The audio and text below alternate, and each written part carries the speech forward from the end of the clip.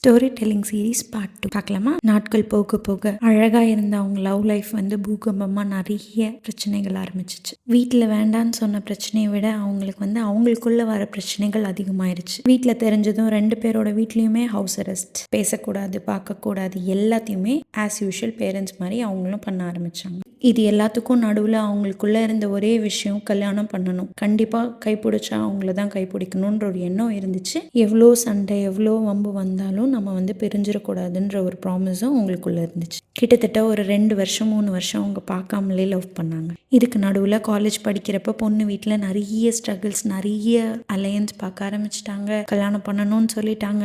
அந்த பொண்ணு ரொம்ப வேதனை, ரொம்ப கஷ்டம், மன கஷ்டம். ஸோ அதோட அந்த பையன் முடிவு பண்ணால் நேராக வந்து அவங்க வீட்டில் பேசினா, இப்போ தான் படிச்சுட்டு இருக்கோம், கண்டிப்பாக நான் கல்யாணம் பண்ணிப்பேன், எனக்கு கொஞ்சம் டைம் வேணும்னு டைம் கேட்டுட்டு போனாங்க. இதுக்கு நடுவில் நிறைய அடி. பொண்ணு வாங்காத அடி கிடையாது, பையன் வாங்காத பேச்சு கிடையாது. 2 பேர் வீட்லையுமே பயங்கரமான ஒரு பெரிய சண்டை.